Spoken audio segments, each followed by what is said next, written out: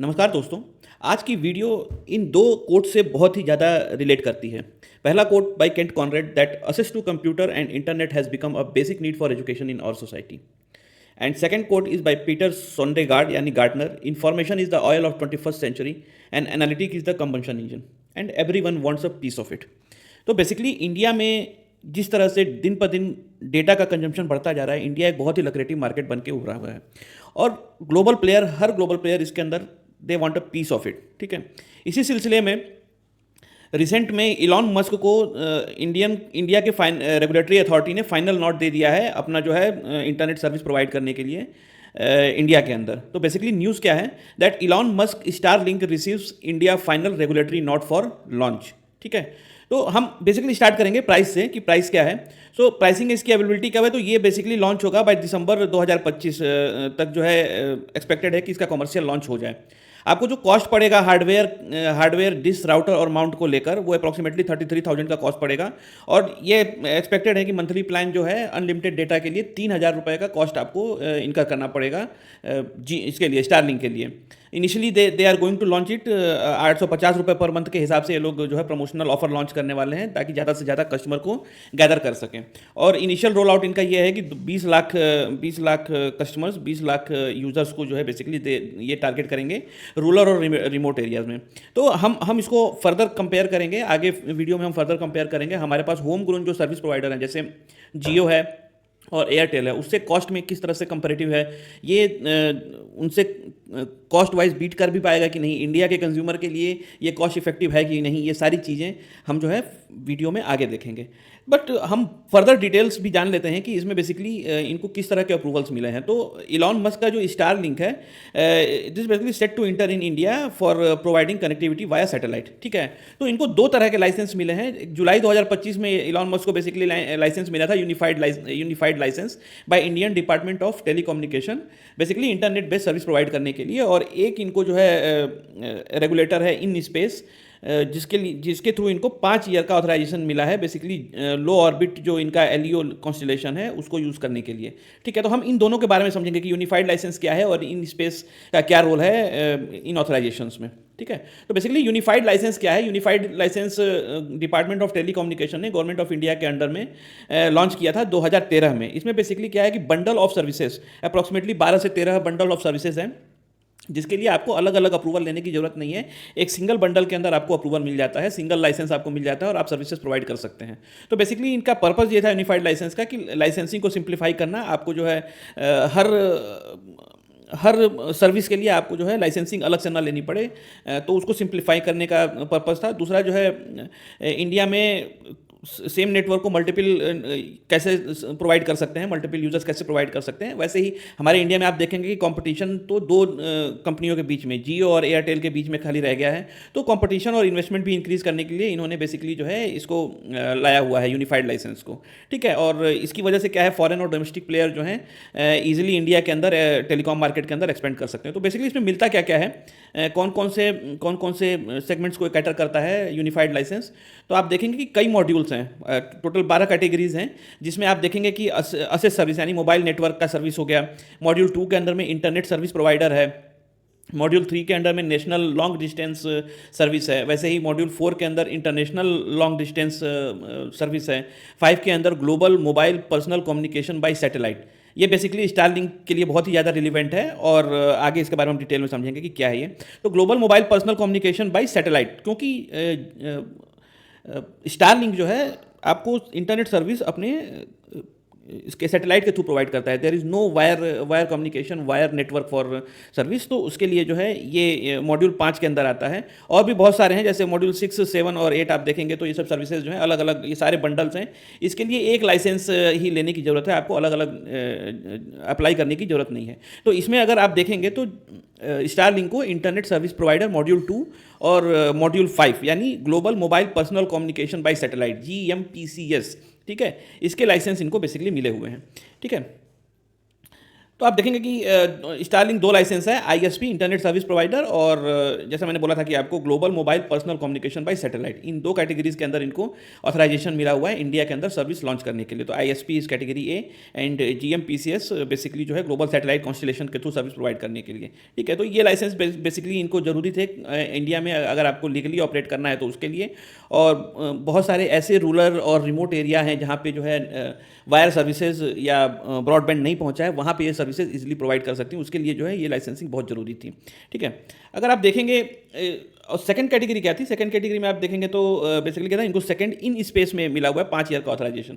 तो in space का क्या रोल है? इन स्पेस बेसिकली जो है it is a Indian national space promotion and authorisation centre in space. ठीक है, ये बेसिकली एक रेगुलेटरी अथॉरिटी है, सेमी इंडिपेंडेंट रेगुलेटरी अथॉरिटी है, government of department of space के अंडर में आता है। ये भी गवर्नमेंट ऑफ इंडिया के अंडर में ही है। ठीक है, तो बेसिकली इसको क्रिएट किया गया था कि ऐसे सर्विस प्रोवाइडर जो कि सैटेलाइट के थ्रू सर्विस प्रोवाइड करते हैं उनको जो है स्लॉट्स कैसे प्रोवाइड करने हैं, इंफ्रास्ट्रक्चर कैसे प्रोवाइड करने हैं, उसका अप्रूवल देने के लिए, ये इंश्योर करने के लिए कि जो भी ग्लोबल सर्विस प्रोवाइडर हैं सैटेलाइट के थ्रू सर्विस प्रोवाइड करते हैं वो कंप्लायंस, जो भी इंडियन स्पेस लॉ के कंप्लायंसेस हैं उसको फॉलो करें, और इसरो के साथ और हमारी नेशनल सिक्योरिटी के साथ जो है कोऑर्डिनेट करें, हमारे जो भी रिक्वायरमेंट्स हैं उसको वो फुलफिल करें। ये इन स्पेस बेसिकली इस चीज़ को इंश्योर करता है। ठीक है, सो कोई भी अगर इंडियन स्काइज में स्पेस को यूज़ करना चाहता है तो उसके लिए जो है इनको इन स्पेस यानी Indian national space promotion and authorisation centre से परमिशन लेना पड़ेगा। अगर इनके पास डिपार्टमेंट ऑफ टेलीकम्युनिकेशन का लाइसेंस है भी तो उससे कोई फर्क नहीं पड़ता। और स्पेसिफिकली स्टारलिंक के केस में, क्योंकि ये जो है कॉन्स्टलेशन ऑफ सैटेलाइट के थ्रू ही सर्विस प्रोवाइड करते हैं, तो यहाँ पे इनको इन स्पेस का अप्रूवल भी मैंडेटरी था। ठीक है, तो बेसिकली क्या है, जैसे मैंने बोला कि ये लो अर्थ ऑर्बिट यानी लियो सैटेलाइट मतलब लो अर्थ ऑर्बिटल सैटेलाइट्स के थ्रू स्टारलिंक सर्विस प्रोवाइड करता है। इसके लिए जो है इन स्पेस का ऑथराइजेशन बहुत ही इंपॉर्टेंट था स्टारलिंक के लिए। तो प्रॉब्लम क्या थी कि जो स्टारलिंक है वो इंडियन एयर स्पेस और इलेक्ट्रोमैग्नेटिक स्पेक्ट्रम यूज़ करेगा, और ये स्ट्रेटजिक और सिक्योरिटी इशू भी बहुत ज़्यादा था। तो इस कंप्लायंसेस को फॉलो कराने के लिए इनको इन स्पेस से जो है ऑथराइजेशन लेना पड़ा।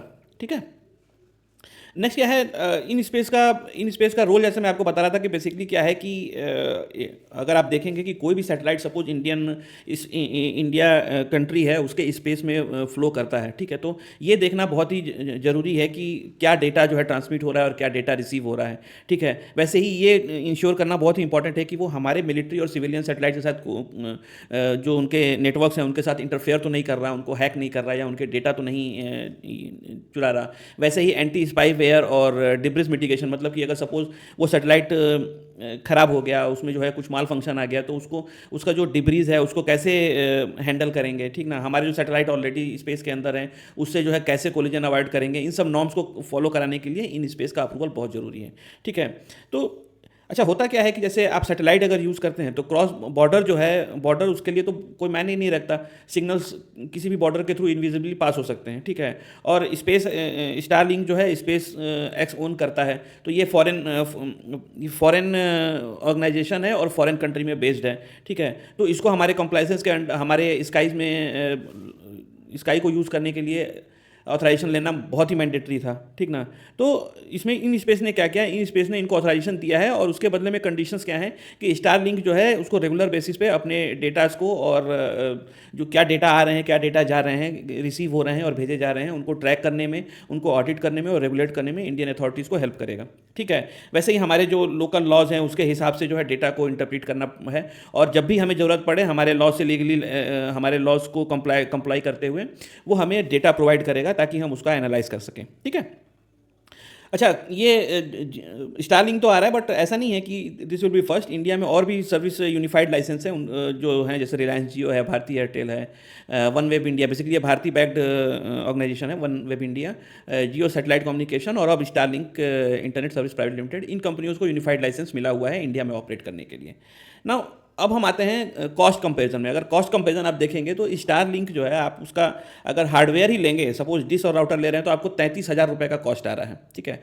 बट वहीं पे आप जियो का अगर लेते हैं तो 1,500 से 2,500 रुपये का, वो भी जो है रिफंडेबल डिपॉजिट है, ये कॉस्ट आता है। एयरटेल का भी सेम 2,500। तो आप देख लीजिए कि कितना हो गया, ये 10 गुना से भी ज़्यादा हो गया, राइट। कहाँ 2500, अगर मैं 2500 मैक्सिमम लेता हूँ तो 2500 का 10 गुना भी ज़्यादा है, 11-12 गुना हो गया ये, ठीक है।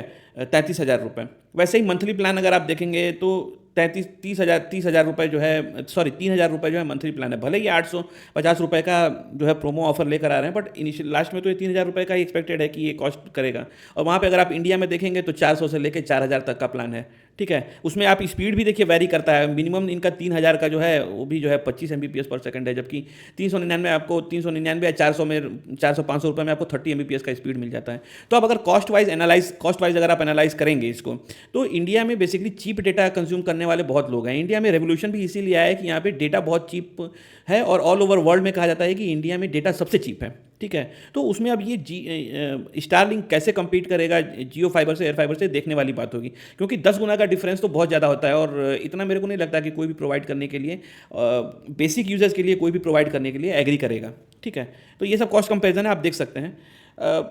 एक जो सबसे बड़ा कंसर्न ये है कि जो सिक्योरिटी रिस्क है इंडिया के, स्पेशली इंडिया को लेके जो सैटेलाइट कम्युनिकेशंस हैं, उसके जो सिक्योरिटी रिस्क हैं वो इसके बेनिफिट से बहुत ज़्यादा है, ठीक है। मतलब अगर मुझसे आप पूछेंगे तो मैं कभी भी सैटेलाइट बेस्ड कम्युनिकेशन को प्रीफर नहीं करूंगा, अगर मेरे को इंडिया की सिक्योरिटी को मद्देनजर रख के कोई भी सर्विस यूज़ करनी है। तो प्रॉब्लम क्या है कि जैसे डाटा इंटरप्रिटेशन है, ईज ड्रॉपिंग, मतलब बाहर का कोई भी आदमी जो है, अगर सपोज उसको हैक कर पाता है, तो वो क्या कर सकता है कि बाहर बैठे ही जो है आपके सैटेलाइट को हैक करके आपके मिलिट्री और गवर्नमेंट और फाइनेंशियल के डेटा को, सेंसिटिव कम्युनिकेशन जो है उससे एक्सपोज हो सकते हैं, ठीक है। सिग्नल स्पूफिंग और जैमिंग का भी है। जैसे मालिशियस एक्टर्स हैं, जैसे मान लीजिए हमारे चारों तरफ जो है बसे हुए हैं, पाकिस्तान ले लीजिए, बांग्लादेश ले लीजिए, चाइना ले लीजिए। तो बेसिकली क्या है, अगर सपोज सैटेलाइट का इस्तेमाल होता है तो वो उसको सैटेलाइट कम्युनिकेशन को जैम भी कर सकते हैं, डेटा स्पूफिंग कर सकते हैं, ठीक है, या सैटेलाइट के कम्युनिकेशन को ब्लॉक कर सकते हैं। तो इसमें क्या होगा कि बॉर्डर कॉन्फ्लिक्ट के टाइम पे ये डेटा, अगर सपोज सैटेलाइट बेस्ड कम्युनिकेशन आप यूज़ करते हैं, तो आपको जो है ये डेटा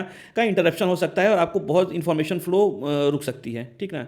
वैसे ही फॉरेन आप अगर स्टारलिंक देखेंगे तो इसका जो करता धरता है वो जो है स्पेस एक्स है, और ये फॉरेन एंटिटी है, ये इंडिया में बेस भी नहीं है, बाहर बेस्ड है। तो जब जियो पॉलिटिकल कॉन्फ्लिक्ट होगा तो उसमें इंडिया का कंट्रोल जो है इसके ऊपर से खत्म हो सकता है। अभी आपने रिसेंट केस देखा होगा माइक्रोसॉफ्ट का, कि यूरोपियन यूनियन का रूल फॉलो करने के लिए इन्होंने इंडिया के लॉज को नहीं फॉलो किया। इंडिया ने कहा कि भाई हम इसको नहीं करते, और इन्होंने जो है नायरा एनर्जीज के ईमेल को सडनली बंद कर दिया, ठीक है। तो ये प्रॉब्लम होती है जब आप डिपेंड रहें फॉरेन सर्विसेज के ऊपर, फॉरेन एंटिटीज़ के ऊपर। सेम केस स्टारलिंक के साथ भी हो सकता है। कल को सपोज कुछ कॉन्फ्लिक्ट होता है, इंटरनेशनल कॉन्फ्लिक्ट होता है, ये कभी भी सर्विस को बंद कर सकते हैं या उसको स्पूफ ऑफ कर सकते हैं, ठीक है। अच्छा, सैटेलाइट सर्विलेंस के भी प्रॉब्लम है, क्योंकि जो लियो हैं बहुत ही नीचे उड़ रहे होते हैं, लो अर्थ सैटेलाइट जो है ऑर्बिट में बहुत पीछे उड़ रहे होते हैं। तो ये क्या है, बहुत ही हाई रेजोल्यूशन पिक्चर्स ले सकते हैं, या जियो स्पेशियल डेटा जो है ये कर सकते हैं, सर्विलेंस कर सकते हैं, मैपिंग कर सकते हैं सेंसिटिव एरिया का।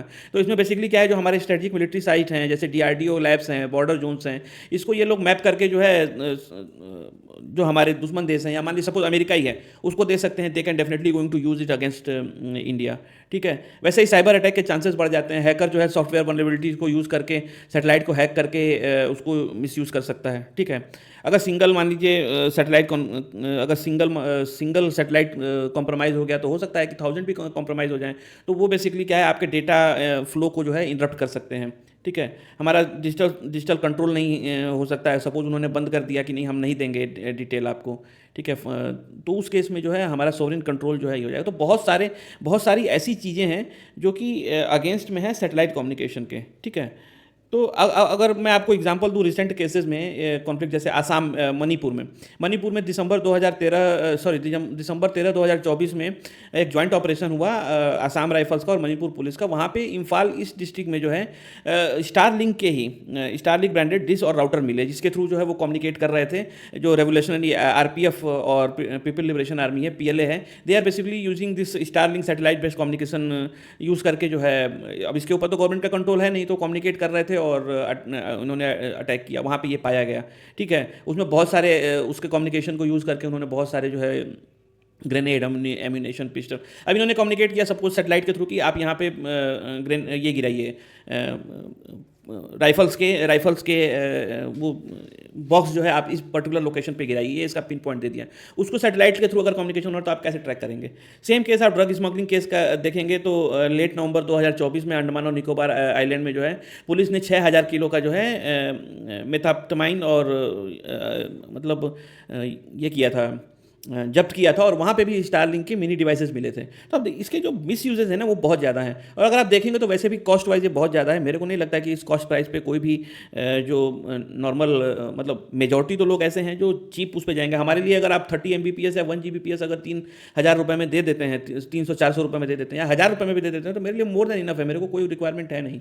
तो इसमें स्क्रूपलस जो पार्टीज़ हैं, स्क्रूपलस लोग हैं, वही चांसेस ज़्यादा है कि उसको यूज़ करेंगे। बाकी let's see how they are going to grab the market, कैसे मार्केट को ग्रैब करेंगे। बाकी दोस्तों ये वीडियो आपको कैसा लगा? अगर आपको इन्फॉर्मेटिव लगा, आपको कुछ इन्फॉर्मेशन मिला इससे, तो प्लीज़ लाइक एंड सब्सक्राइब। मैं कोशिश करूँगा कि ऐसे ही वीडियोज़ आपके लिए फ्यूचर में और भी लाता रहूँ। Thank you very much.